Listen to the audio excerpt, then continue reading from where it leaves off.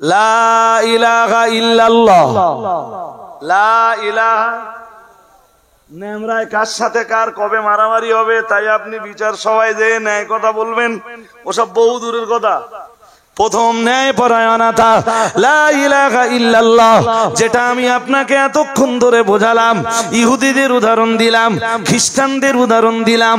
ও বাবাজিরা ভাইরা, এবার চলুন আদলের দ্বিতীয় ব্যাখ্যা। তার মানে আগে যে ব্যাখ্যাটা করেছি ওটা মনে করুন ক, এবার খ এসে আর একটা ব্যাখ্যা করি। আদলের দ্বিতীয় ব্যাখ্যা হলো আল ফরদু আবিল ফারাইদ। তার মানে আমার আল্লাহ আমাদের জন্য বহু জিনিস ফরজ করে দিয়েছেন না দেননি? জোর করে বলেন।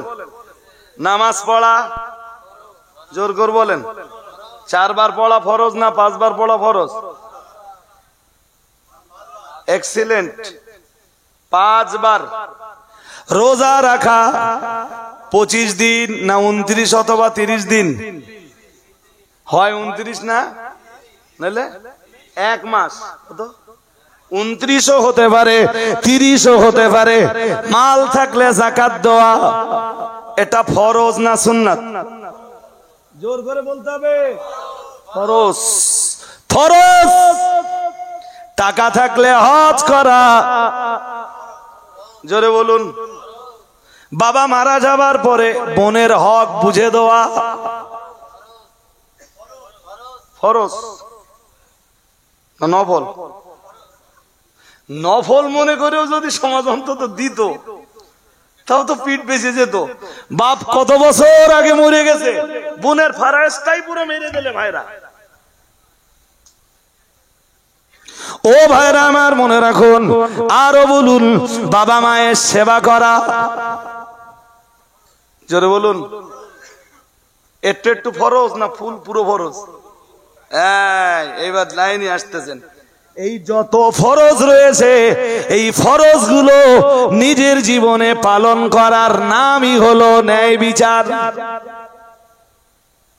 আল্লাহ আপনি আমায় হুকুম দিয়েছিলেন রাত দিন 5 বার সালাত আদায় করতে, আমি কখনোই অলসতা করিনি। আল্লাহ আমি আমার দায়িত্ব পালন করে আমি নিজের উপরে ন্যায় বিচার করেছি। আল্লাহ আপনি আমায় দায়িত্ব চাপিয়ে দিয়েছিলেন, আপনি আমার উপরে ফরজ করে দিয়েছিলেন মাহে রমজানে 1 মাস রোজা ব্রত পালন করা।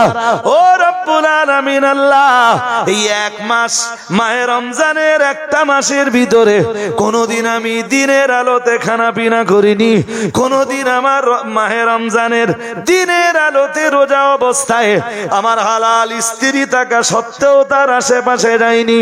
আল্লাহ একটি রোজাও কোনদিন পালন করিনি, শুধু একটা রোজা পালন করা থেকে বিরত হইনি, শুধু আপনার দেওয়া দায়িত্বটা যথাযথভাবে পালন করে আপনাকে খুশির জন্য। ও রব্বুল আলামিন আল্লাহ আপনি টাকা থাকলে যাকাত ফরজ করে দিয়েছিলেন। আল্লাহ আমি কোনো কৃপণতা না করে সময় মতো যাকাতের মাল প্রতি বছর বার করে দিয়েছি, নির্দিষ্ট ব্যক্তিদের ভিতরে তা বন্টন করে দিয়েছি। ও রব্বুল আলামিন আপনি আমায় সামর্থ্য দিয়েছিলেন, আল্লাহ আমি হজ আদায় করেছি। আল্লাহ আপনি আমায় নির্দেশ দিয়েছিলেন, আল্লাহ আপনি আমায় প্রাপকদের প্রাপ্য বুঝে দেওয়ার নির্দেশ দিয়েছিলেন। ও রব্বুল আলামিন আল্লাহ আমার বাবা মারা যাবার পর আমার বাবা অথবা আমার মায়ের সম্পত্তিতে আমার বোনও ছিল একজন প্রাপক, আমার বোনের একটা প্রাপ্য ছিল। বাবা মা মারা যাবার পরে আপনার হুকুম অনুযায়ী আমার বোনের প্রাপ্যটা আমি বুঝিয়ে দিয়েছি। আল্লাহ আপনি বাবা মায়ের সেবা করার জন্য নির্দেশ দিয়েছেন। আল্লাহ শুধু আপনার নির্দেশের বাস্তবায়ন করতে যে আমি বাবা মায়ের সাথে তামাম জিন্দেগিতে কোনোদিন দুরাচার করিনি, কোনোদিন দুর্ব্যবহার করিনি। ও রব্বুল রব্বুল আলামিন আল্লাহ তামাম জিন্দেগিতে শুধু আপনার নির্দেশগুলোকে আমি ফলো করে চলেছি। ও বাবাজিরা ভাইরা, এইভাবে আমার আল্লাহ তাআলা আল্লাহ পাক যত জিনিসের নির্দেশ দিয়েছেন এই নির্দেশগুলো সব বাস্তবায়ন করাটাই হলো প্রত্যেকটা বান্দার নিজের পক্ষ থেকে তার জন্য ন্যায় বিচার। তুমি আল্লাহর জমিনে থাকবা, আল্লাহর জমিনে বসবাস করবা, আল্লাহর দেওয়া অক্সিজেন গ্রহণ করবা। এই যে নেওয়ার লোকেরা এই যে মাছ চাষ করতেছে আল্লাহর জমিনে, তো হ্যাঁ না বলে না? কোথায়? জোর করে বলে না। আল্লাহর জমিনে। আর যে পানিতে মাছ ছেড়ে দিচ্ছে, পুকুর তো বানাচ্ছে মাটিতে, হ্যাঁ না বলবা তো? পুকুর বানাচ্ছে মাটিতে, এই জমিন আল্লাহর তো, হ্যাঁ না জোর করে বলেন? যেই জমিনে বসবাস করছি জমিন কার? যেই জমিনে চাষাবাদ করছি জমিন, যেই জমিনের গাছগুলোতে ভালো ভালো ফল তৈরি হচ্ছে, আপেল, আঙ্গুর, বেদানা, ডালিম, কলা, খুব মজা করে খাচ্ছে, এই জমিন কার? কার? এরপরে যে পানিতে মাছ ছাড়ছি এই পানি কার? জোর করে বলেন। এই পানি বিজ্ঞানে বানিয়েছে, জোর করে বলেন। বিজ্ঞানে বানিয়েছে। বিজ্ঞানের 14 পুরুষের ক্ষমতা আছে। যখন পানি হয় না বিজ্ঞান পানি দিতে পারে। আমরা এই যে পাইপ লাগিয়ে পানি তুলতেছি নিচের থেকে, এই পানি কে? এই পানি জমিনের তলে সংরক্ষণ করে রেখেছেন কে? জোর করে বলে না? হ্যাঁ। তাহলে আমরা এরপরে যদি আকাশের দিকে যাই, আকাশ, আকাশ দিনের বেলায় আকাশে সূর্যের আলো কে দিয়েছেন? সূর্যের আলো আমাদের কোনো কাজে লাগে না তো।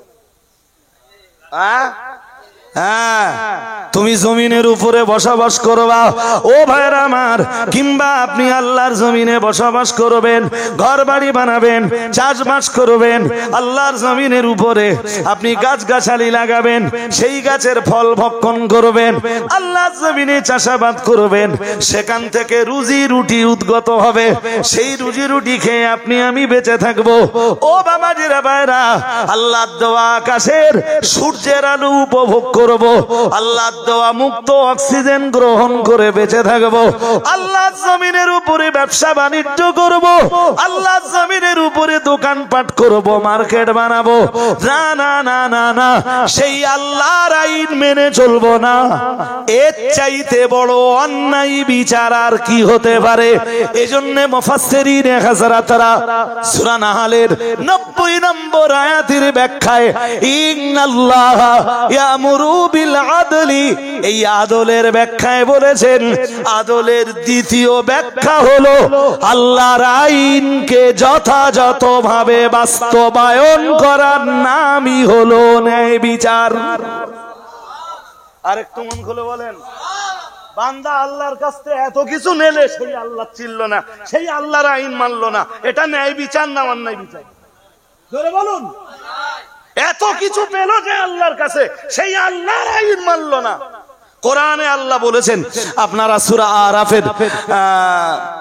সূরা আরাফের ভিতরে দেখবেন, আমি আয়াত নম্বরটা বলতে পারছি না, খুললে পেয়ে যাবো এক্ষুনি, তবে মনে হচ্ছে হতে পারে 55 নম্বর আয়াত সূরা আরাফের।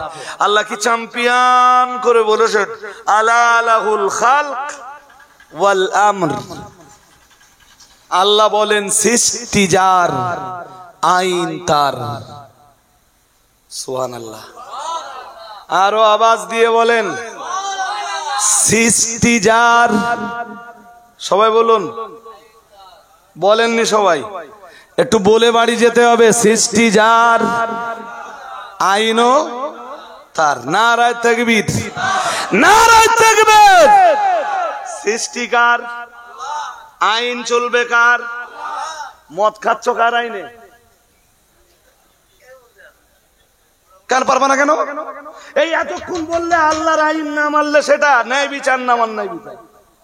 এই জন্য তো মুফাসসিরিন হযরতরা বলছেন, আদলের প্রথম তাফসীর লা ইলাহা ইল্লাল্লাহ, আদলের দ্বিতীয় তাফসীর আল্লাহর আইন মেনে নাও। যে আল্লাহর আইন মেনে নিল ও নিজের উপরে ন্যায় বিচার করে নিজেকে জান্নাতের জন্য তৈরি করে ফেললো। যে আল্লাহর আইনকে নিজের জীবনে ফুটিয়ে তুললো না, সে তার দেহকে কিসের জন্য তৈরি করলো? ও নিজের উপর ন্যায় বিচার করলো না অন্যায় বিচার? এরা তোর বুদ্ধি আছে, জ্ঞান আছে, দুনিয়ায় এত ভালো গাড়ি চেপে বেড়াতিস, নামাজ পড়তিস নে, তা তুই তো জাহান্নামে যাবি। নামাজ না পড়লে জাহান্নামে যেতে হবে, এতে কোনো সন্দেহ আছে? জোর করে বলে না। যেই লোকটা এত বুদ্ধিমান, এত চালাক, এত চতুর, এত পয়সাওয়ালা, এত ঘর বাড়ি ভালো, এত ভালো কাজ চেপে বেড়ায়, ইট ভাটার মালিক, এর মালিক, ওর মালিক, হ্যান ত্যান 7-17 মালিক, এরপরেও নামাজ পড়ে না, ও যে জাহান্নামে যাবে এতে সন্দেহ আছে?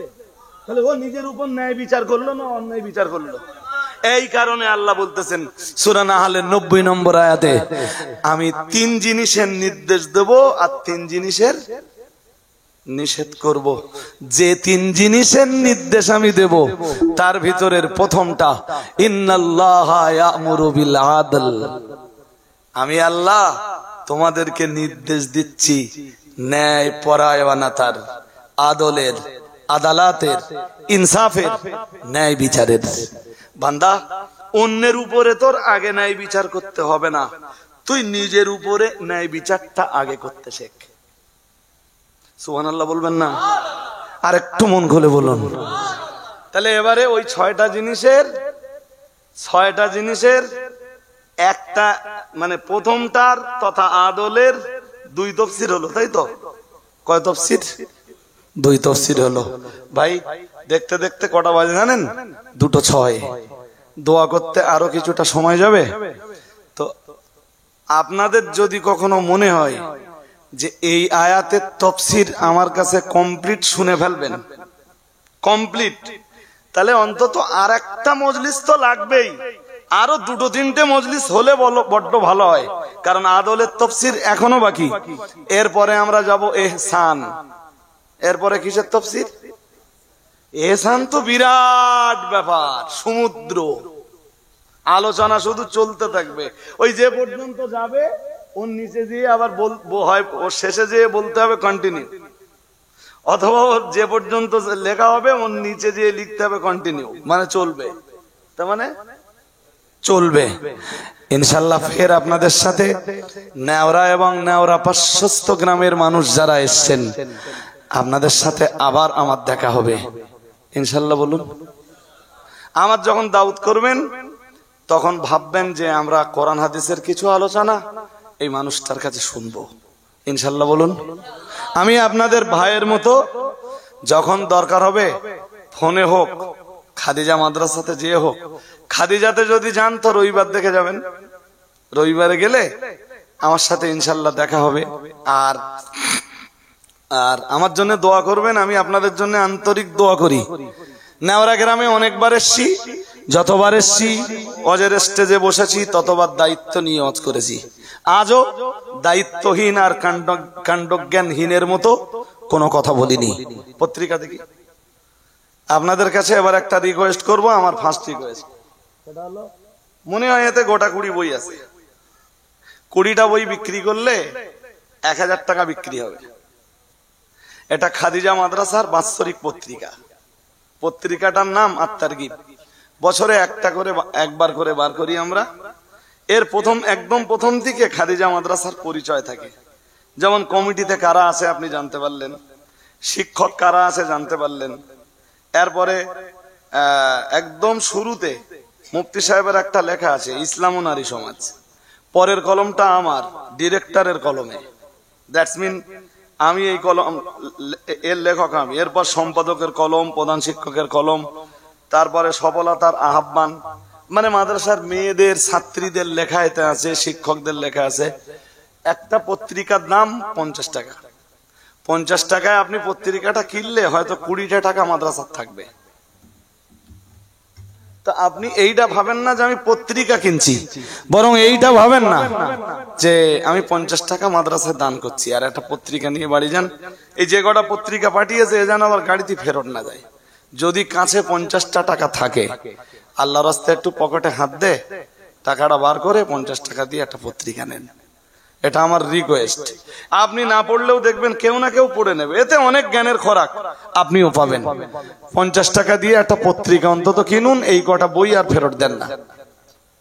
এটা আপনাদের কাছে আমার একটা দাবি। আর আমার সেকেন্ড রিকোয়েস্ট, ততক্ষণ মানে সূরা নাহলের 90 নম্বর আয়াতের শেষে আল্লাহ বলছেন ইয়াইদুকুম লাআল্লাকুম তাযাক্কারুন। আল্লাহ বলছেন তিনি তোমাদের জন্য ওয়াজ করছেন। তিনি আল্লাহ। তিনি কে? আল্লাহ। কাদের জন্য ওয়াজ করছেন? আমাদের জন্য। সুবহানাল্লাহ। আর একটু মন খুলে বলুন, এবার শুনে নেন। তাহলে আল্লাহ আমাদের জন্য ওয়াজ করছেন। কটা বিষয়ের ওয়াজ? 6টা। কটা? সবাই বলুন, জোর করে বলুন। 6টা বিষয়ের ওয়াজ। কোন আয়াতে? সূরা নাহলের 90 নম্বর আয়াতে। 3টি বিষয়ের নির্দেশ দিচ্ছেন আর 3টি বিষয়ের নিষেধ করছেন। 3টি নির্দেশ, 3টি নিষেধ। প্রথম নির্দেশ, এইটা মনে রাখতে হবে, আয়াতে 6টা জিনিস আছে, 3টে বিষয়ের নির্দেশ বা আদেশ আছে আর 3টি বিষয়ের নিষেধ আছে। আমরা ফার্স্ট টাইম এই যে 3টে বিষয়ের নির্দেশ আল্লাহ দিয়েছেন, ওই 3টে বিষয়ের প্রথমটা শুনি। বিসমিল্লাহির রহমানির রহিম। ইন্নাল্লাহা ইয়া'মুরু বিল আদলি, নিশ্চয়ই মহান আল্লাহ নির্দেশ দিয়েছেন। ইয়া'মুরু, তিনি নির্দেশ দিয়েছেন। আমরা যেন বললাম কি নির্দেশ দিয়েছেন? মহান আল্লাহ জবাব দিলেন বিল আদল, ন্যায় পরায়ণতার নির্দেশ। সুবহানাল্লাহ বলুন। আর একটু মন খুলে বলেন। এইটা আবার মুখস্থ করতে হবে আপনাদের। এই আয়াতে আল্লাহ প্রথম নির্দেশ দিচ্ছেন আদলের নির্দেশ। আরবি বললে আইন দাল লাম, আদাল। আদল মানে ন্যায় পরায়ণতা। ন্যায়, সবাই বলুন, বাংলাটা বলুন। ন্যায় পরায়ণতা। আদলের আর এক মানে ভারসাম্য, ব্যালেন্স। ন্যায় বিচারটাই হলো ব্যালেন্স। কি করা না ডিসব্যালেন্স? আরে বাবা, যে ন্যায় বিচার করলো সে তো ব্যালেন্স বজায় রাখলো, হ্যাঁ না কিছু বলে না। আর ডিসব্যালেন্স হলো কে? যে অন্যায় বিচার করলো বা অবিচার করলো, সে তো ডিসব্যালেন্স হয়ে গেল। ইন্নাল্লাহা ইয়া'মুরু বিল আদলি, নিশ্চয়ই মহান আল্লাহ নির্দেশ দিয়েছেন আদলের নির্দেশ, ন্যায় পরায়ণতার নির্দেশ। এই ছেলেরা, পিছনে আওয়াজ হলে হবে না বন্ধু। তাবারুক দেওয়ার জন্য এখনো কিছুক্ষণ সময় লাগবে দোস্ত। হ্যাঁ, এখন এই 6টা বিষয়ের একটা বিষয়ের কিছু ধারণা তো আমি ইনশাল্লাহ দেব। লম্বা করবো নি, ভয় নেই, ভয় নেই ইনশাল্লাহ। এই ছেলেরা, এই এখনো আওয়াজ হচ্ছে, ডু নট ডিস্টার্ব মি ভাই। যদি আওয়াজ দেওয়ার ইচ্ছা হয় প্লিজ এখানে থেকো না ভাই, এই মজলিসের ক্ষতি করো না। এটা কোরআনুল কারীমের মজলিস, আমি কোনো কথা শুনবো না, কিন্তু একটা সাউন্ড যেন আমার কানে না আসে। যদি মনে হয় কোরআনের মজলিসে তুমিও একটু শেয়ার করবা, এসো ভাই, আলহামদুলিল্লাহ, তোমারও অভিনন্দন। তা আল্লাহর প্রথম নির্দেশ আদলের নির্দেশ। আদল কি জানেন? আপনি ঘুরিয়ে বলবেন, আবার বলবেন ন্যায় বিচার। আমিও বলছি ন্যায় বিচার, বাট আব্দুল্লাহ ইবনে আব্বাস রাদিয়াল্লাহু তাআলা আনহু, রাসূলের নিজের চাচার ছেলে, কি নাম? আব্দুল্লাহ ইবনে আব্বাস। তিনি আকাশের নিচে জমিনের উপরে কোরআনের সবচাইতে বড় পণ্ডিত। তার চাইতে বড় কোন পণ্ডিতের জন্ম আজ অবধি পৃথিবীতে হয়নি, মানে কোরআনের এত বড় পণ্ডিতের জন্ম হয়নি। আব্দুল্লাহ ইবনে আব্বাস রাদিয়াল্লাহু তাআলা আনহু বলেন, এখানে আদলের মানে ন্যায় পরায়ণতার মানে হলো লা ইলাহা ইল্লাল্লাহ। সুবহানাল্লাহ। আর একটু মন খুলে বলেন। আরে এবার আপনারা মুখস্থ করে ফেলুন, মুখস্থ করে বাড়ি যেতে হবে। 14 পারা সূরা নাহালের 90 নম্বর আয়াতে যে 3টে জিনিসের নির্দেশ আছে, ওই 3টি জিনিসের প্রথম নির্দেশ হলো আদলের নির্দেশ, ন্যায় পরায়ণতার নির্দেশ। আর ন্যায় পরায়ণতার এখানে আদল বা ন্যায় পরায়ণতার প্রথম ব্যাখ্যাই হলো লা ইলাহা ইল্লাল্লাহ। সবাই পড়ুন, আরো আওয়াজ দিয়ে আর একবার পড়েন। এইবার আপনাদের জিগাই বলুন তো দেখি, ন্যায় বিচারের সাথে এই কালেমার সম্পর্ক কি?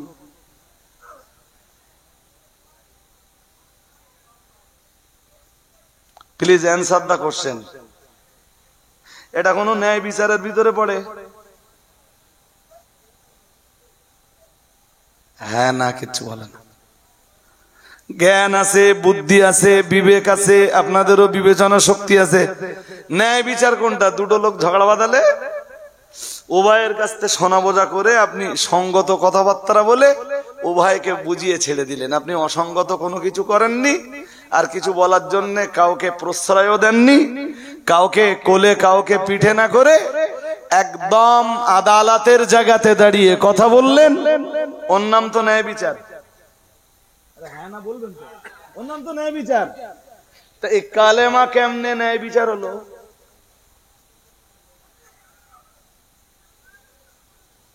মাথায় যাবে না সহজে এটা।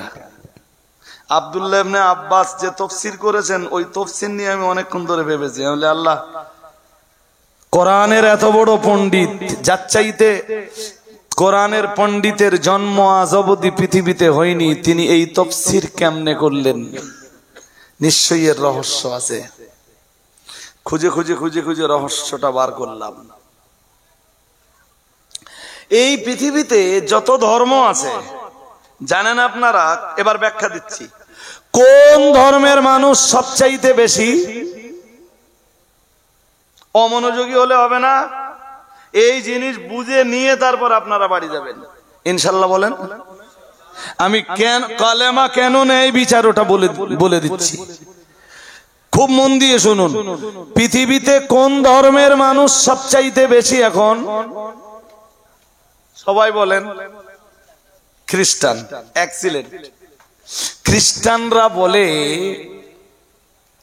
অকালাতিল ইয়াহুদু উযাইর ইবনুল্লাহ, অকালাতিন নাসারাল মাসীহ ইবনুল্লাহ। মহান আল্লাহ জানিয়েছেন, ইহুদিরা বলে উযাইর আল্লাহর বেটা। নাউজুবিল্লাহ। সবাই জোর আওয়াজে বলেন অকালাতিল ইয়াহুদু উযাইর ইবনুল্লাহ, অকালাতিন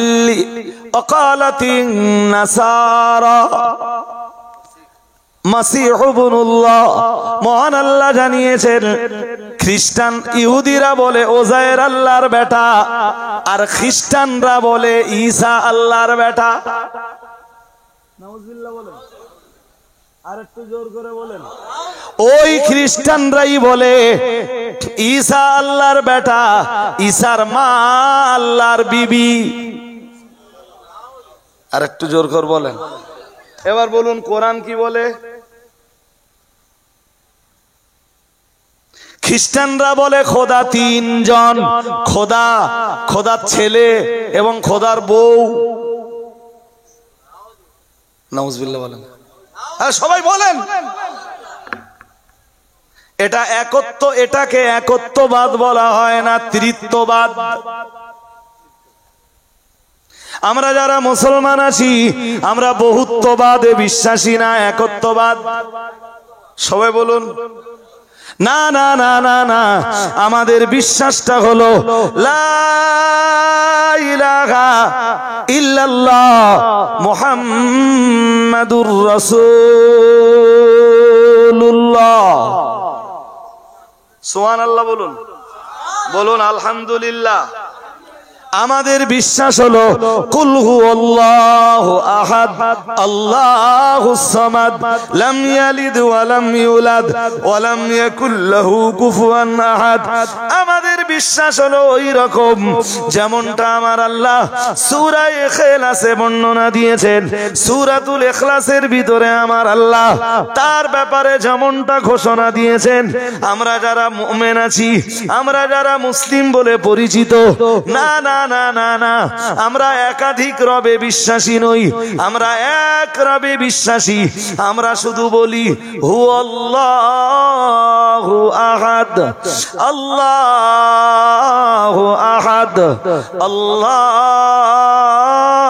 সামাদ লাম ইয়ালিদ ওয়া লাম ইউলাদ ওয়া লাম ইয়াকুল লাহু কুফুয়ান আহাদ। এটা আমাদের বিশ্বাস, অন্তরে গেঁথে নিতে হবে, জায়গা দিতে হবে। এই বিশ্বাসের জায়গা থেকে এক চিলতা সরে যাওয়া, জোর করে বলুন, একদম মরণ পর্যন্ত এই বিশ্বাস থাকবে আমাদের। ইবলিস যতই ঈমান লুটে নেওয়ার চেষ্টা করুক, ঈমান হারা হলে চলবে না, বহুত্ববাদকে বিশ্বাস করলে চলবে না। এবার বলুন, আল্লাহ একজন তো, জোর করে বলে না। খ্রিস্টানরা কয়জন বললে? আমরা কয়জন বলি? একজন। এবং আমরা বলি ঈসা আল্লাহর বেটা নয়, ঈসা আল্লাহর বান্দা এবং রাসূল। আরো আওয়াজ দিয়ে বলেন।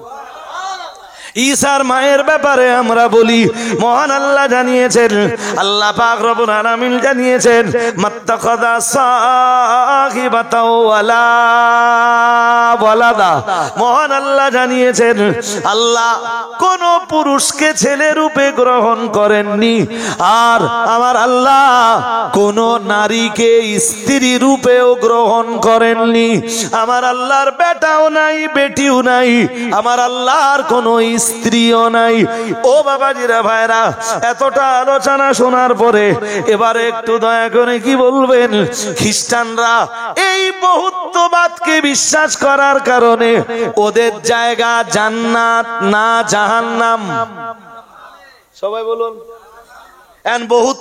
বহুত্ববাদ বিশ্বাস করার ফলে ওদের জায়গা হয়েছে জাহান্নাম। একত্ববাদ বিশ্বাস করার ফলে একত্ববাদীদের জায়গা, পাপের দায়ে একত্ববাদীরা জাহান্নামে গেলেও একদিন মুক্তি পেয়ে জান্নাতে আসবেই। বিশ্বাস হয় না? হয় না? আরে জোর আওয়াজে বলেন। একত্ববাদীরা জাহান্নামে গেলেও কেউ না কেউ সুপারিশ করে আবার জান্নাতে টেনে নিয়ে যাবে। ও বাবাজিরা, ভাইরা, আমার ব্যাখ্যা দেওয়ার মতো সময় নাই। আমার নবী ময়দানে মাশারে যখন সুপারিশ করা শুরু করবেন, ফার্স্ট টাইম থেকে নিয়ে লাস্ট টাইম পর্যন্ত টোটালে আমার নবী 4 বার সুপারিশ করবেন। আমার দিকে তাকান, ভালো করে আমার হাতের দিকে তাকান। আমার নবী 4 বার সুপারিশ করবেন। প্রথম 3 বার সুপারিশ করবেন আমার নবী, তৃতীয়বার সুপারিশ করার পরেও আমার নবী দেখবেন হাজার হাজার লাখ লাখ উম্মত উম্মতি জাহান্নামে। আমার নবী আবারও যে মাকামে মাহমুদে যে সাজদায় পড়ে যাবেন, আমার নবী সাজদায় পড়ে বলবেন, উম্মতি উম্মতি উম্মতি উম্মতি। ও রব্বুল আলামিন, আমার উম্মত আমার উম্মত আমার উম্মত আমার উম্মত। আমার নবী সাজদায় যে উম্মতি উম্মতি উম্মতি উম্মতি বলে কাঁদতে থাকবেন। নবী আমার জানিয়ে দিয়েছেন, যতক্ষণ আমার আল্লাহ চাইবেন আমি নবী সাজদায় পড়ে ততক্ষণ কাঁদতে থাকবো, আমি নবী চোখের পানি ফেলতে থাকবো। আমার আল্লাহ যতক্ষণ চাইবেন আমি নবী উম্মতি উম্মতি উম্মতি করে শুধু কাঁদবো। এমন একটা সময় আসবে আমার কান্না আমার আল্লাহ সহ্য না করতে পেরে আমার ডাক দিয়ে বলবেন ইরফা রাসাক সাল তুতা ওয়াশফা তুশাফা। ও আমার নবী আর কাঁদবেন না, নবী আপনি আর কাঁদবেন না, নবী আপনি আর চোখের পানি ফেলবেন না। আপনার কান্না আমি আল্লাহ তাআলা আমার সয় না। ও আমার নবী মাথা তুলুন, ইরফা রাসাক, মাথা তুলুন নবী, মাথা তুলুন। নবী আমার জানিয়েছেন আমি মাথা তুলবো, আমার আল্লাহ আমায় বলবেন নবী চোখের পানিটা মুছে নেন। সাল তুতা, আজকে দিনে আপনি যা চাইবেন আমি কবুল করব, যা চাইবেন আমি আল্লাহ আপনাকে তাই দিব। ও বাবাজিরা বাইরা, আমার আল্লাহ তাআলা আবার বলবেন নবী ওয়াশফা তুশাফা, আপনি আজকের দিনে যার জন্য সুপারিশ করবেন আমি আল্লাহ তাআলা আপনার সুপারিশই মঞ্জুর করে নিব।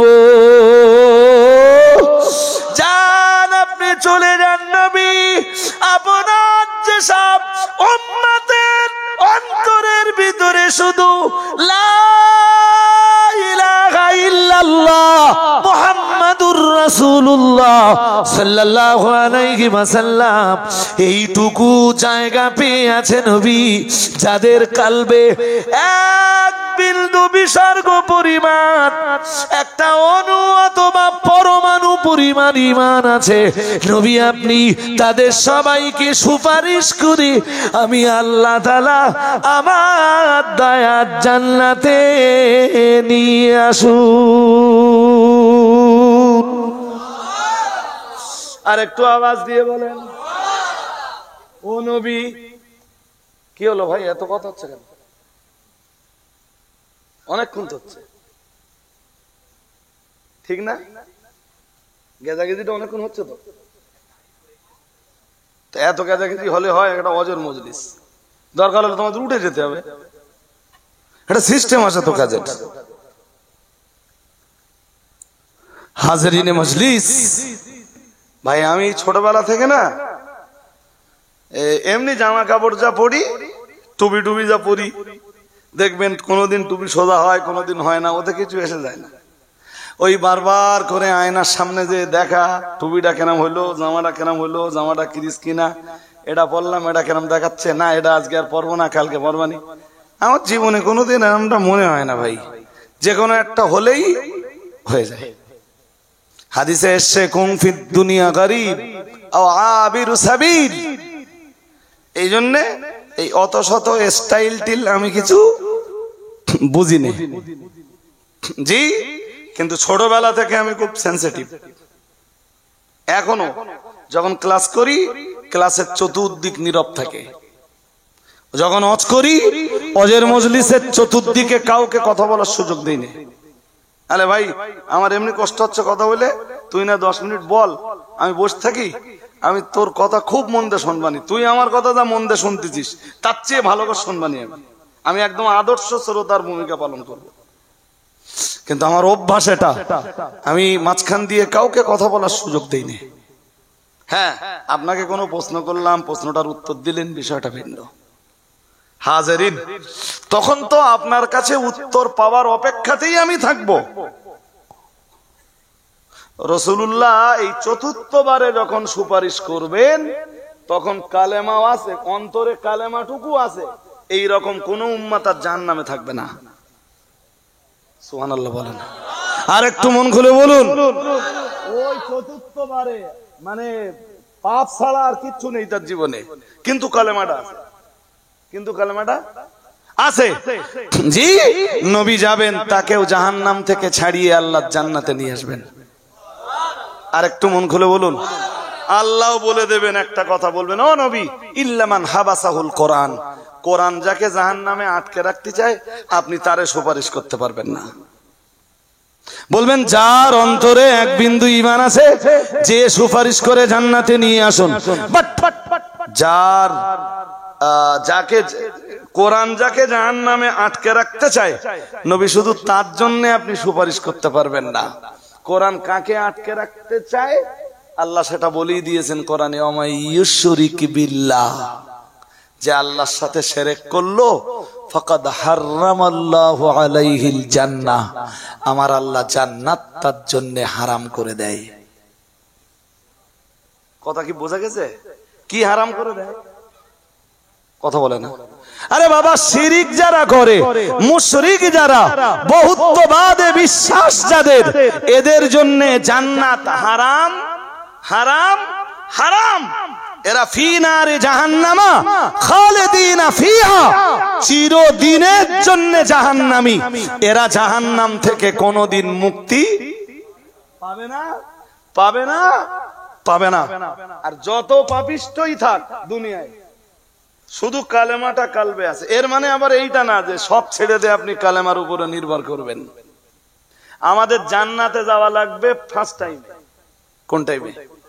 আরে জোর করে বলতেছেন না কেন? নবী প্রথম দফায় যখন সুপারিশ করবেন, আমরা সেই দফাতে জান্নাতে যাব ইনশাআল্লাহ। বলেন সবাই, বলুন ইনশাআল্লাহ। কি করা লাগবে তার জন্য? সালাত। এক সাহাবী এসে বললেন হুজুর আমি হুজুর আমি জান্নাতে যেতে চাই। নবীজি বললেন আইনি বিকাসরাতিস সুজুদ।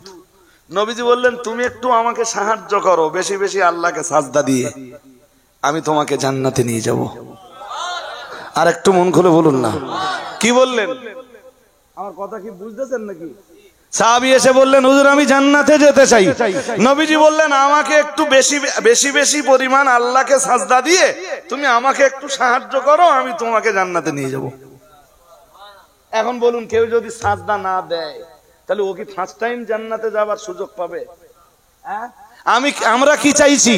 আমাদের পাখির চোখ থাকবে হাসরের ময়দানে, নবী যেন ফার্স্ট টাইমে সুপারিশ করে আমাদের জান্নাতে পাঠিয়ে দেয় ইনশাআল্লাহ। বলুন সবাই, বলুন। এর জন্য যা যা করা লাগবে তার প্রথমটা হলো আদল। প্রথমটা কি? আদল। তাই আল্লাহ আদলের নির্দেশ দিচ্ছেন। তো কথা তো এখনো ক্লিয়ার হয়নি যে কালেমা কেমনে আদল হলো। এবার বলুন, পৃথিবীতে বহুত্ববাদীতে যারা বিশ্বাস রাখে, বহুত্ববাদে যারা বিশ্বাস করে, এরা চিরজাহান্নামী, এতে ডাউট আছে? জোর করে বলেন। এরা চিরজাহান্নামী, সন্দেহ আছে? নেই তো? এদের দুনিয়ায় জ্ঞান বুদ্ধি আছে?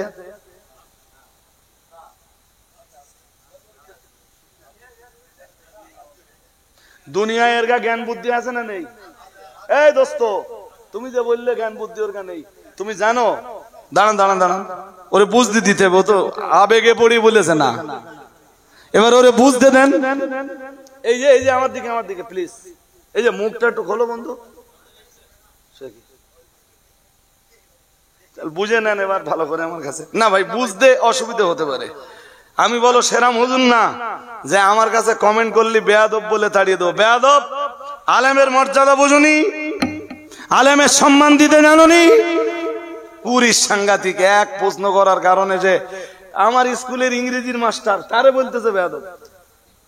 মানে আমার স্কুলের ইংরেজি মাস্টার গেছে অজ শুনতে, তা অজ শুনে অজ ভালো মন্দ যাই লাগে এটা লেগেছে, ভালো হোক মন্দ এটা লেগেছে। তা হুজুরের যেখানে বসবার জায়গা, পাঞ্জাবি পরা, মাথায় টুপি দেওয়া, হয়তো মুখে দাড়ি নেই, গেছে যে জিজ্ঞেস করছে হুজুর আপনি আলহামদুলিল্লাহ খুব ভালো কথাই বলেছেন, একটা প্রশ্ন করতে পারি? তাহলে হ্যাঁ পারেন। মাস্টারমশার প্রশ্ন একেবারে সহজ হবে? আর জোর করে বলে না। আমার তাই দু এক সময় মাস্টারমশাইরা প্রশ্ন করলে গাগামে, কে জানি কি কঠিন প্রশ্ন পেজ দিয়ে করবেনি তার ঠিক নেই। মাস্টারমশাই মানুষ একটা বেশ কঠিন ধরনের প্রশ্ন করেছে, হুজুরের বক্তব্যের হয় পক্ষে নইলে বিপক্ষে। ভাই সে প্রশ্ন এত কঠিন যে সহজে কেউ উত্তর দিতে পারবে না। জি, ভালো আলেম ছাড়া দাঁড়িয়ে আড় করতে পারবে না। এখন হুজুর ভেবেছে আমি তো উত্তর দিতে পারবো না। বেয়াদব, বেয়াদব, তুমি জানো আমি কে আছি? আমি কার বেটা জানো? আচ্ছা, আপনাদের মতো মুসলমানরা যদি আমাদের কাছে প্রশ্ন জিজ্ঞেস করলে, আমরা যদি আপনাদের বেয়াদব বলে তাড়িয়ে দেই, আপনারা প্রশ্ন করার জন্য কি দিলীপ ঘোষের কাছে যাবেন? কথা বলেন। দিলীপ ঘোষ তো আর এই প্রশ্নের উত্তর দিতে পারবে না। দিলীপ ঘোষ কি বোঝে?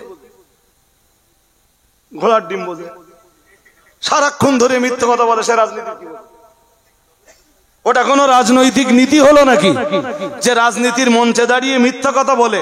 সে রাজনীতির কিছু বোঝে? রাজনীতি তো বোঝে সেই যে রাজনীতির মঞ্চে দাঁড়িয়ে সত্যি কথা বলে। কোন মিথ্যাবাদী কখনো ভালো রাজনীতিবিদ হতে পারে? জোর করে বলুন। মিথ্যাবাদী আবার কিসের রাজনীতিবিদ? কে রাগ করবে? আমার কিচ্ছু এসে যায় না। কি বলেছি? দিলীপ ঘোষ বোঝে ঘোড়ার ডিম। কি বোঝে? ঘোড়ার ডিম। জি। তাহলে মুসলমানদের প্রশ্নের উত্তর যদি আলেমরা না দেয়, তো এইসব প্রশ্নের উত্তর কোরআন হাদিসের জবাব কি ফেরাউন দেবে? হ্যাঁ? তাহলে আপনাদের বেয়াদব বলে তাড়িয়ে দেওয়ার কোন জায়গা? আমি তো আজ পর্যন্ত কারোর বেয়াদব বলি না। বলি ভাই আমার নাই বা জানা থাকতে পারে, আমি বলবো যে এটা আমি জানি না। এই জলসা ছাড়ার আগে ওখানেও একটা জলসা, একটা প্রশ্ন নিয়ে ওরা ভীষণ পেড়াপিড়ি করছিল। আমি চাইলে উত্তর দিতে পারতাম, আমি অ্যান্সারই করলাম না। বললাম নেক্সট দিন আসবার সময় বললাম এই মশলাটা ভালো হবে আপনাদের আমার কাছ থেকে না নিয়ে মুফতি সাহেবের কাছ থেকে লিখিত হবে না। তখন আমি গাড়িতে উঠে পড়েছি। বললাম আমি দিলে দিতে পারবো, অসুবিধা নেই। আমি মাইকেও বলে দিতে পারতাম, কিন্তু আপনাদের জন্য দলিল হয়ে থাকবে যদি মুফতি সাহেবের কাছ থেকে লিখিত ভাবে নিয়ে আসে। মৌখিক ভাবে শুধু শুনবেন কেন? এই বিষয়টা আপনাদের মৌখিক ভাবে শোনার বিষয় না। যেগুলো মৌখিক ভাবে শোনবার বিষয় ছিল আমি সেগুলো বলেই দিয়েছি। ওরা ভীষণ পেড়াপিড়ি করছিল, বাট আমি একবারও কারোর উপরে চটিনি, খেপিনি, রাগিনি। আপনি কিছু বলছেন তো না, সব বুঝতে পেরেছি। আপনার বলা শেষ হয়নি, তার আগেই বলতে হ্যাঁ বুঝতে পেরেছি সব, তুমি কি বলবা? আরে বাবা তুমি কেমনে বুঝলে? তুমি কি কোন পর্যায়ে পৌঁছে গেছো? আমি কি প্রশ্ন করব? আমি সবে শুরু করেছি, তার আগে বলতে তুমি যা বলবো আমি বুঝতে পেরেছি। হোয়াট ইজ দিস ভাই? এ আবার কোন ধরনের চিন্তা ভাবনা? কেউ কথা বললে সে এক্স ওয়াই জেড যে হোক, সমাজের একজন মানুষ তো, সে তার কথাটা মন দিয়ে শুনতে হবে। আল্লাহ রসুলের কাছে কে বলে? রসুল তার কথাটা আগে মন দিয়ে শুনতেন, শুনে যেটুকু জবাব দিলে হয় রসুল তাকে সেইটুকুই জবাব দিতেন। সুবহানাল্লাহ। আর একটু মন খুলে বলুন। সব আছে ভাই, নবিয়ানা আদর্শ আজ আমরা হারিয়ে ফেলেছি। আমরা যারা হুজুর আছি আমাদের দরকার শুধু টাকা। কি দরকার? আরে কথা কও না কেন? কি দরকার? টাকা হলে আঙ্গার কিচ্ছু দরকার নেই। জনগণ জান্নাতে যাক আর জাহান্নামে যাক, জনগণ জান্নাতে গেল না জাহান্নামে গেল, ওতে হুজুরের কি এসে যায়? হুজুরের দরকার কি? কথা বলে না। হুজুরের দরকার কি? হ্যাঁ 25,000 টাকা কন্ট্রাক্ট নিয়ে এসছি, সেকেন্দার যেন 1 টাকাও কম না দেয়। কে বললো হয় না? তাই যদি হতো সবার আগে এটা হুজুররা বুঝতো। আমার কথা কি বুঝতেছেন নাকি? এইটা আপনাদের মতো সাধারণ মানুষ বুঝতে পারতেছে যে টাকায় সবকিছু হয় না, আর এটা হুজুরকে বুঝতে অসুবিধা হয়।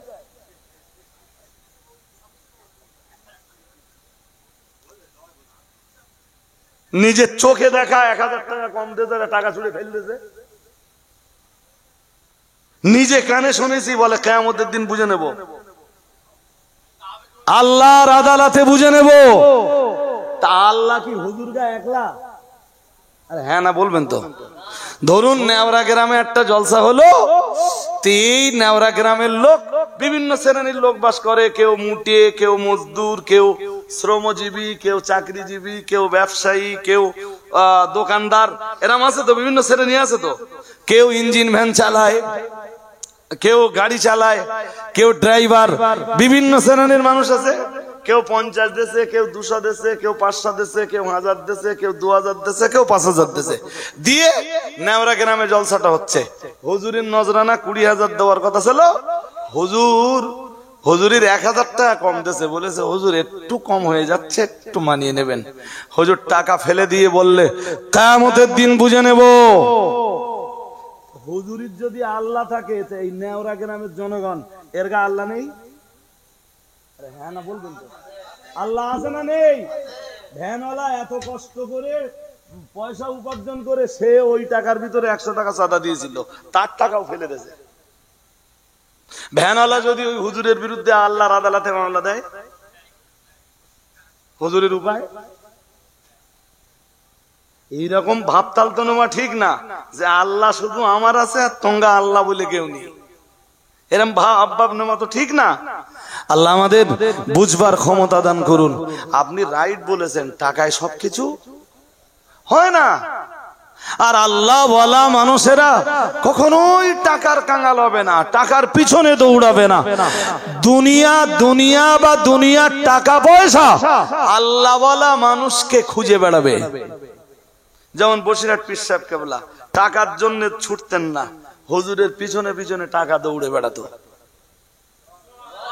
ফুরফুরা শরীফের পীর সাহেব কেবলা টাকার পিছনে ছোটেননি। টাকা ফুরফুরা শরীফের আবু বকর সিদ্দিক ওয়াল কুরাইশি কোথায় আছে? হুজুরের পিছনে ছুটে বেড়াতো। কেউ টাকা নিয়ে এসে 100 টাকা নিয়ে এসছে, হুজুরের কাছে একটু পানি পড়লো। আর একজন 100 টাকা নিয়ে লাইন দিয়ে দাঁড়িয়ে রয়েছে, হুজুরের কাছে একটা তাবিজ নেবে। আর একজন হুজুরের কাছে বায়াত হবে, সে 500 টাকা হাতে নিয়ে দাঁড়িয়ে আছে, হুজুর আমার একটু বায়াত করে দেবেন। আল্লাহর ওলি যারা হবে তারা টাকার পিছনে দৌড়াবে না, দুনিয়ার টাকা তাদেরকে তাড়া করে বেড়াবে। ইতিহাস খুলুন, আপনি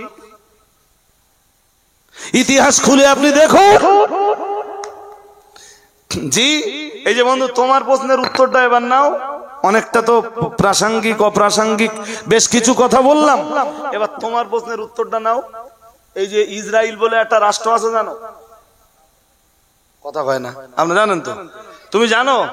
শুনেছো কোনদিন? শুনেছো? ইসরায়েল আসলে ছিল ইসরাইল। আসলে কি ছিল? আরবিতে ছিল ইসরাইল। ওটা ইংরেজি করতে যে ওরা নাম দিলে ইসরাইল। ইসরাইল ইয়াকুব আলাইহিস সালামের নাম। ইয়াকুব নবীর আর একটা নাম ছিল ইসরাইল। আমি ইহুদিদের ইতিহাস বলছি না। তো নবী ইয়াকুব আলাইহিস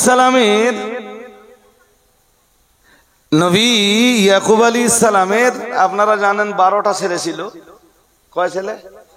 12 ছেলের ভিতরে এক ছেলের নাম ছিল ইউসুফ, আর এক ছেলের নাম বিনিয়ামিন। বনিয়ামিন না, বিন ইয়ামিন। আর এক ছেলের নাম ছিল ইয়াহুদা। কি নাম? ইউসুফ আলাইহিস সালামকে যেদিন কুয়ায় ফেলা হয়, সম্ভবত যে ভাইটা সবচেয়ে ইউসুফ নবীকে বেশি মেরেছিল সেই ভাইটা ছিল ইয়াহুদা। পরবর্তীকালে এই ইয়াহুদার বংশধররাই পৃথিবীতে ইহুদি নামে পরিচিত। মোটামুটি ইহুদিদের প্রথম ইতিহাসটা বুঝলেন তো? কথা বলে না। এই ইহুদিদের পৃথিবীতে স্থায়ী বসবাসের কোন জায়গা এরা কোনো কালেই পায়নি। কেন জানেন পায়নি? ইহুদিদের ব্যাপারে কোরআন বলেছে, অদুরিবাত আলাইহিমুয যিল্লাতু ওয়াল মাসকানা ওয়া বাউ বিগদাবিম মিনাল্লাহ। মহান আল্লাহ জানিয়েছেন ইহুদিরা যেখানেই থাকবে দারিদ্রতা, অদুরিবাত আলাইহিমুয যিল্লাতু ওয়াল মাসকানা, মহান আল্লাহ জানিয়েছেন অভাব অনটন দারিদ্রতা আর যিল্লাতের বাংলা মানে অপমান, এদেরকে সব সময় তাড়া করে বেড়াবে। বলুন নাউজুবিল্লাহ। এরা যেখানেই যাবে সেখানে অভাব মুক্ত এরা কখনো হবে না। আজকের ইসরায়েল বিরাট শক্তিশালী বলো, বহুত পয়সা ওর গা, সারা পৃথিবী ওরা রাজ করছে। দেখবেন ইসরায়েলের প্রোডাক্ট আপনার ঘরে ঢুকেও দেখবেন কিছু না কিছু আপনার বাড়ি আছে, যে প্রোডাক্টটা ইসরায়েল থেকে তৈরি হয়েছে। দোস্ত, ওরা লেখাপড়ায় এত এগিয়ে, জানো যে তামাম পৃথিবীতে ওরা রাজত্ব করছে। কত? তামাম পৃথিবীতে ওরা রাজ করছে। ভারতবর্ষের উপরে ওরা রাজত্ব চালাচ্ছে। ওদের তৈরি করা জিনিস, ওদের প্রোডাক্ট অল ওয়ার্ল্ডে চলছে। জ্ঞান বুদ্ধি আছে না নেই? জোর করে বলে না। ইহুদিরা কি বলে জানেন? একটু আগে আয়াত পড়ে কি শোনালুম, অকালাতিল ইয়াহুদু উযাইর ইবনুল্লাহ অকালাতিন নাসারাল মাসীহ ইবনুল্লাহ। ইহুদিরা বলে উযাইর আল্লাহর বেটা। বলুন নাউজুবিল্লাহ। ঈমান আছে না গেছে? এবার বলুন জান্নাতি না জাহান্নামী? জ্ঞান বুদ্ধি থাকার পরেও খ্রিস্টানরা বলে ঈসা আল্লাহর বেটা, ঈসার মা আল্লাহর বিবি। আরো আওয়াজ দিয়ে বলেন, আরো আওয়াজ দিয়ে বলেন। এবারে বলুন এই খ্রিস্টান জাতি জান্নাতি না জাহান্নামী? জাহান্নামে যাবার জন্য লেখাপড়া কোনো, জাহান্নাম থেকে বাঁচবার জন্য লেখাপড়া কোনো কাজে আসলো না, শিক্ষা কোনো কাজে আসলো না, জ্ঞান কোনো কাজে আসলো না, বিবেক কোনো কাজে আসলো না। তাহলে হিসাব অনুযায়ী তো এটাই পাওয়া গেল, ইহুদি খ্রিস্টানদের এত লেখাপড়া থাকা সত্ত্বেও ওরা ওদের দেহটাকে জাহান্নামের খোরাক, জাহান্নামের খোরাক হিসাবে তৈরি করে নিচ্ছে। ওরা নিজেদেরকে জাহান্নামী হিসাবে প্রস্তুত করে নিচ্ছে। ও ভাইরা আমার, এবার একটু দয়া করে বলুন, একজন মানুষ নিজের দেহটাকে জাহান্নামের জন্য বানাবে, এটা তার নিজের জন্য ন্যায় বিচার না অন্যায় বিচার? জোর করে বলেন। আরে আপনি নিজেকে জান্নাতি না বানিয়ে আগুনে পোড়ানোর জন্য দেহটাকে তৈরি করলেন। আপনার নিজের দেহের উপরে আপনার এই বিশ্লেষণটা, আপনার এই বিচারটা ন্যায় বিচার না অন্যায় বিচার? অন্যায় বিচার তো। এই জন্য আব্দুল্লাহ ইবনে আব্বাস বলেছেন সূরা নাহালের 90 নম্বর আয়াতের ব্যাখ্যায়, ইন্নাল্লাহা ইয়ামুরু বিল আদলি, নিশ্চয়ই আমার আল্লাহ আদলের নির্দেশ দিয়েছেন, ন্যায় পরায়ণতার নির্দেশ দিয়েছেন, ন্যায় বিচারের নির্দেশ দিয়েছেন। ও আমার বান্দারা, ওই ন্যায় বিচার অন্যের উপরে আগে করা লাগবে না, আগে তুমি তোমার নিজের উপরে ন্যায় বিচারটা করো, যাতে তোমায় জাহান্নামে না যেতে হয়। তাই তোমার নিজের উপরে যদি ন্যায় বিচার করতে হয়, যদি জাহান্নাম থেকে নিজেকে তোমায় বাঁচাতে হয়, আগে তুমি সাক্ষ্য দাও লা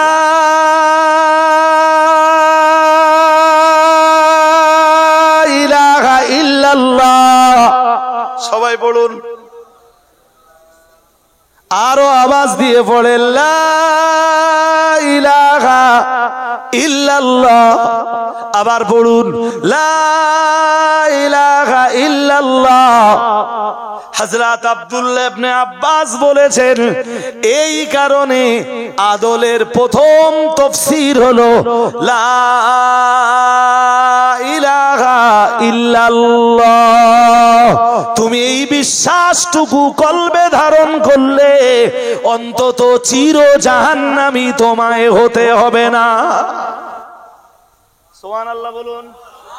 তুমি চির জাহান্নামী হওয়া থেকে বেঁচে গেলে তুমি অন্তত নিজের প্রতি ন্যায় বিচারটা করতে পারলে। আমার কথা বোঝা গেছে? হ্যাঁ, এটা আদলের প্রথম তাফসীর। শুনছেন? এটা আদলের প্রথম তাফসীর। আদলের আরো তাফসীর আছে ভাই। জি, আদলের দ্বিতীয় তাফসীর শুনে নেন।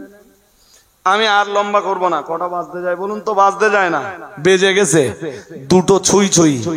মানে দেখতে দেখতে আমি 2 ঘন্টা পার করে ফেলেছি, আপনারাও বুঝতে পারেননি। জি, আর বাড়লে হবে না। আমারও তো দেহ, আর আপনাদেরও কষ্ট হচ্ছিল, এরপরও বসে বসে বসে বসে এতক্ষণ ধরে শুনছেন। কটা জিনিস আছে ওই আয়াতে? 6টা তো? জোর করে বলেন না। 6টা আছে। বলছি কটা? একটা। একটার একের ক হয়েছে, একের ক বন্ধু না, একের ক হয়েছে। ক, খ, গ, ঘ। আস্তে আস্তে নামবো তো আমি। 8টা। খিচুড়ি ওই হাজী সাহেব যে কি তাবারুক করেছে, জ্বর ধাওয়া। হ্যাঁ, ইমাম সাহেব মোটে ওয়াজ নসিহত করে না, বুঝলেন? একটা গল্প শোনেন এবার, ছোট্ট 30 সেকেন্ডের। ইমাম সাহেব ওয়াজ নসিহত মোটেই করতে চায় না। এক মুসল্লি তো ইমাম সাহেবের গ্রামে সভা হচ্ছে, মসজিদের মহল্লায় সভা হচ্ছে। তা এক মুসল্লি ইমামের সাথে আড্ডা মারতেছে, ওই তো হুজুর এত সব রঙে রঙের হুজুররা আসতেছে, তুমি কিছু বলো। ইমাম সাহেব বুঝতে পেরেছে যে আমি এই অসনসিহত করিনি বলে আড্ডা মারতেছে। ইমাম সাহেব বলতে ধরিতা সকাল করে ফেলবো, বলো খিচুড়ি খাওয়া মাথায় তুলবো, আমি আপনাদের তাবারুক খাওয়া মাথায় তুলবো না ভাই। একের খ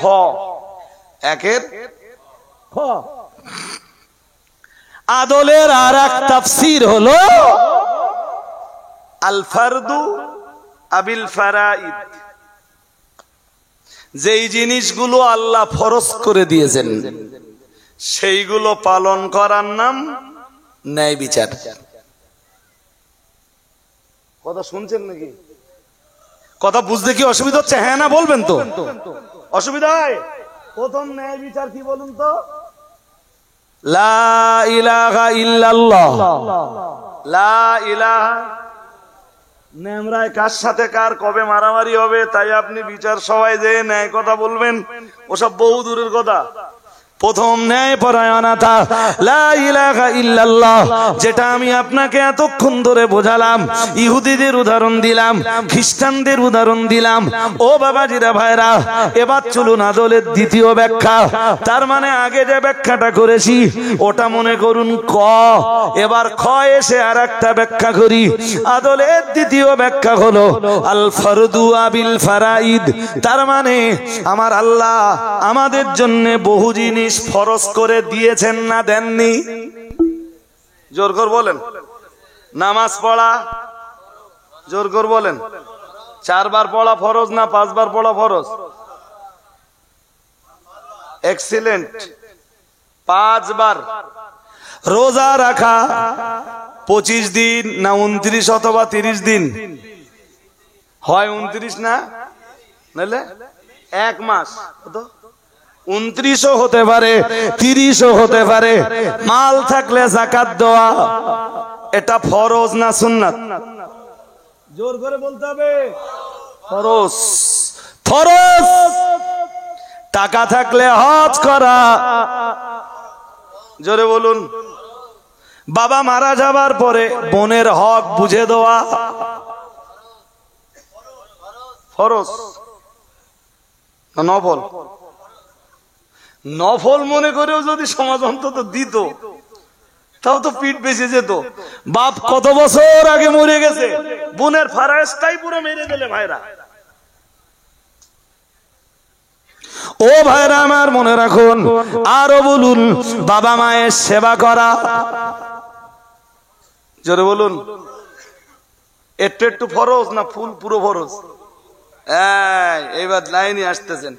এই যত ফরজ রয়েছে এই ফরজ গুলো নিজের জীবনে পালন করার নামই হলো ন্যায় বিচার। আল্লাহ আপনি আমায় হুকুম দিয়েছিলেন রাত দিন 5 বার সালাত আদায় করতে, আমি কখনোই অলসতা করিনি। আল্লাহ আমি আমার দায়িত্ব পালন করে আমি নিজের উপরে ন্যায় বিচার করেছি। আল্লাহ আপনি আমায় দায়িত্ব চাপিয়ে দিয়েছিলেন, আপনি আমার উপরে ফরজ করে দিয়েছিলেন মাহে রমজানে 1 মাস রোজা ব্রত পালন করা। ও রব্বুল আলামিন আল্লাহ, এই 1 মাস মাহে রমজানের একটা মাসের ভিতরে কোনদিন আমি দিনের আলোতে খানা পিনা করিনি, কোনদিন আমার মাহে রমজানের দিনের আলোতে রোজা অবস্থায় আমার হালাল স্ত্রী থাকা সত্ত্বেও তার আশেপাশে যাইনি। আল্লাহ একটি রোজাও কোনদিন পালন করিনি, শুধু একটা রোজা পালন করা থেকে বিরত হইনি, শুধু আপনার দেওয়া দায়িত্বটা যথাযথভাবে পালন করে আপনাকে খুশির জন্য। ও রব্বুল আলামিন আল্লাহ, আপনি টাকা থাকলে যাকাত ফরজ করে দিয়েছিলেন। আল্লাহ আমি কোনো কৃপণতা না করে সময় মতো যাকাতের মাল প্রতি বছর বার করে দিয়েছি, নির্দিষ্ট ব্যক্তিদের ভিতরে তা বন্টন করে দিয়েছি। ও রব্বুল আলামিন আপনি আমায় সামর্থ্য দিয়েছিলেন, আল্লাহ আমি হজ আদায় করেছি। আল্লাহ আপনি আমায় নির্দেশ দিয়েছিলেন, আল্লাহ আপনি আমায় আপনি আমায় প্রাপকদের প্রাপ্য বুঝে দেওয়ার নির্দেশ দিয়েছিলেন। ও রব্বুল আলামিন আল্লাহ, আমার বাবা মারা যাবার পর আমার বাবা অথবা আমার মায়ের সম্পত্তিতে আমার বোনও ছিল একজন প্রাপক, আমার বোনের একটা প্রাপ্য ছিল। বাবা মা মারা যাবার পরে আপনার হুকুম অনুযায়ী আমার বোনের প্রাপ্যটা আমি বুঝিয়ে দিয়েছি। আল্লাহ, আপনি বাবা মায়ের সেবা করার জন্য নির্দেশ দিয়েছেন। আল্লাহ, শুধু আপনার নির্দেশের বাস্তবায়ন করতে যে আমি বাবা মায়ের সাথে তামাম জিন্দেগিতে কোনোদিন দুরাচার করিনি, কোনোদিন দুর্ব্যবহার করিনি। ও রব্বুল আলামিন আল্লাহ, তামাম জিন্দেগিতে শুধু আপনার নির্দেশগুলোকে আমি ফলো করে চলেছি। ও বাবাজিরা, ভাইরা, এইভাবে আমার আল্লাহ তাআলা, আল্লাহ পাক যত জিনিসের নির্দেশ দিয়েছেন এই নির্দেশগুলো সব বাস্তবায়ন করাটাই হলো প্রত্যেকটা বান্দার নিজের পক্ষ থেকে তার জন্য ন্যায় বিচার। তুমি আল্লাহর জমিনে থাকবা, আল্লাহর জমিনে বসবাস করবা, আল্লাহর দেওয়া অক্সিজেন গ্রহণ করবা। এই যে নেওরার লোকেরা এই যে মাছ চাষ করতেছে আল্লাহর জমিনে, তো হ্যাঁ না বলে না? কোথায়? জোর করে বলে না। আল্লাহর জমিনে। আর যে পানিতে মাছ ছেড়ে দিচ্ছে, পুকুর তো বানাচ্ছে মাটিতে, হ্যাঁ না বলবা তো? পুকুর বানাচ্ছে মাটিতে, এই জমিন আল্লাহর তো, হ্যাঁ না জোর করে বলেন? যেই জমিনে বসবাস করছি জমিন কার? যেই জমিনে চাষাবাদ করছি জমিন, যেই জমিনের গাছগুলোতে ভালো ভালো ফল তৈরি হচ্ছে, আপেল, আঙ্গুর, বেদানা, ডালিম, কলা, খুব মজা করে খাচ্ছে, এই জমিন কার? এরপরে যে পানিতে মাছ ছাড়ছি এই পানি কার? জোর করে বলেন। এই পানি বিজ্ঞানে বানিয়েছে, জোর করে বলেন। বিজ্ঞানে বানিয়েছে। বিজ্ঞানের 14 পুরুষের ক্ষমতা আছে। যখন পানি হয় না বিজ্ঞান পানি দিতে পারে। আমরা এই যে পাইপ লাগিয়ে পানি তুলতেছি নিচের থেকে, এই পানি কে? এই পানি জমিনের তলে সংরক্ষণ করে রেখেছেন কে? জোর করে বলে না? হ্যাঁ। তাহলে আমরা এরপরে যদি আকাশের দিকে যাই, আকাশ দিনের বেলায় আকাশে সূর্যের আলো কে দিয়েছেন? সূর্যের আলো আমাদের কোনো কাজে লাগে না তো। হ্যাঁ, তুমি জমিনের উপরে বসবাস করবা ও ভাইরা আমার, কিংবা আপনি আল্লাহর জমিনে বসবাস করবেন, ঘর বাড়ি বানাবেন, চাষবাস করবেন, আল্লাহর জমিনের উপরে আপনি গাছগাছালি লাগাবেন, সেই গাছের ফল ভক্ষণ করবেন, আল্লাহর জমিনে চাষাবাদ করবেন, সেখান থেকে রুজি রুটি উদ্গত হবে, সেই রুজি রুটি খেয়ে আপনি আমি বেঁচে থাকবো।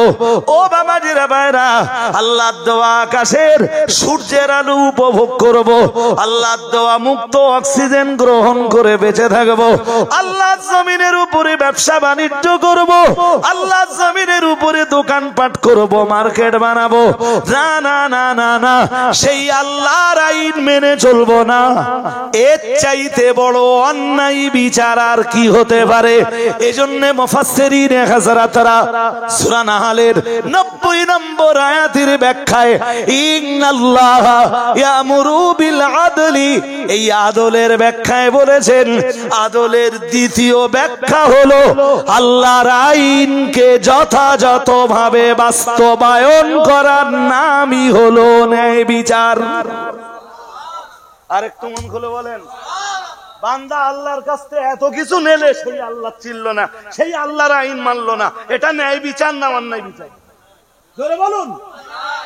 এত কিছু পেল যে আল্লাহর কাছে, সেই আল্লাহর আইন মানলো না। কোরআনে আল্লাহ বলেছেন, আপনারা সূরা আরাফের ভিতরে দেখবেন, আমি আয়াত নম্বরটা বলতে পারছি না, খুললে পেয়ে যাবো এক্ষুনি, তবে মনে হচ্ছে হতে পারে 55 নম্বর আয়াত সূরা আরাফের। আল্লাহ কি চ্যাম্পিয়ন করে বলেছেন, আলা লাহুল খালক ওয়াল আমর।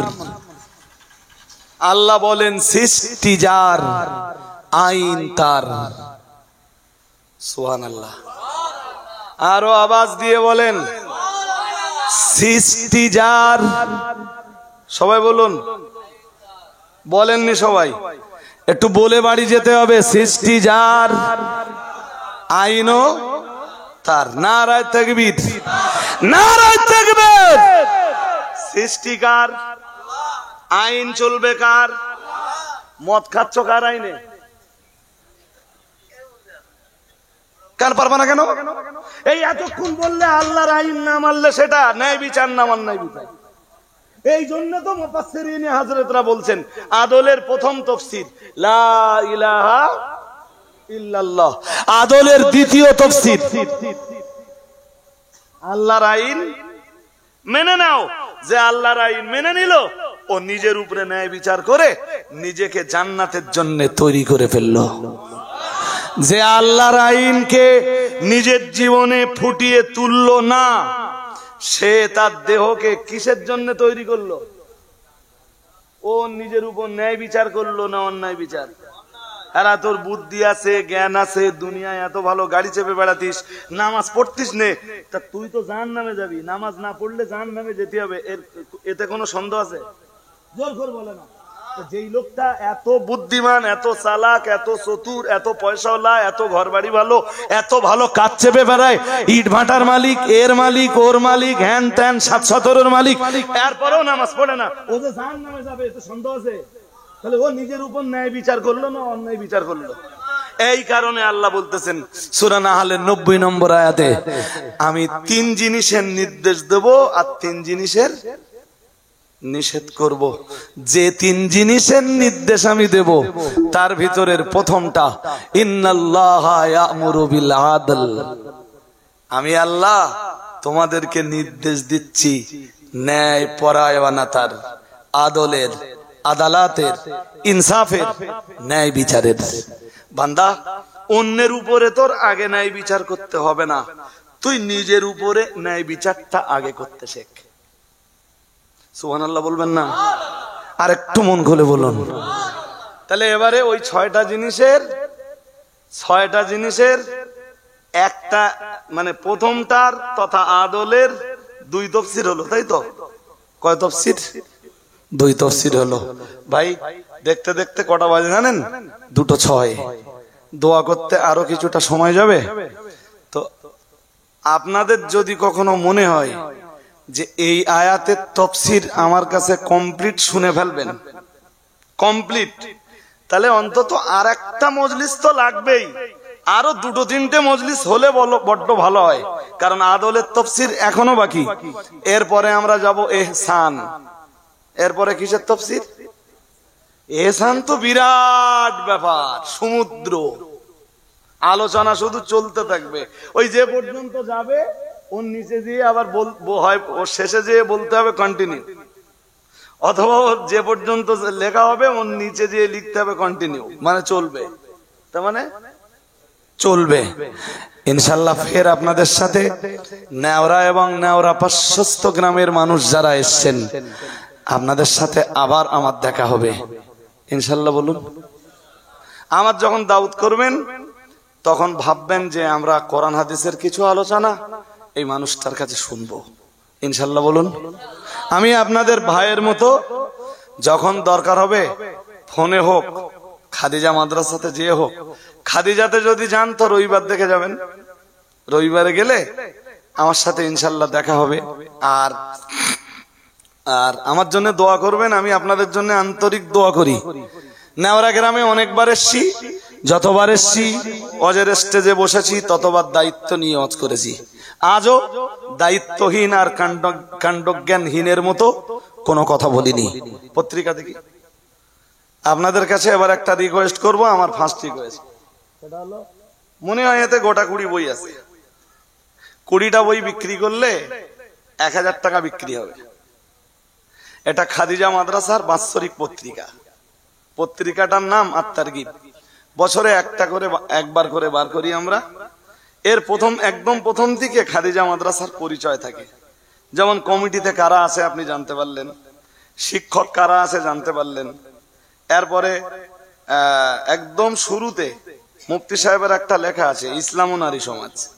পরের কলমটা আমার ডিরেক্টরের কলমে, দ্যাটস মিন আমি এই কলম, এর লেখক আমি, এরপর সম্পাদকের কলম, প্রধান শিক্ষকের কলম, তারপরে সফলতার আহ্বান, মানে মাদ্রাসার মেয়েদের ছাত্রীদের লেখা এতে আছে, শিক্ষকদের লেখা আছে।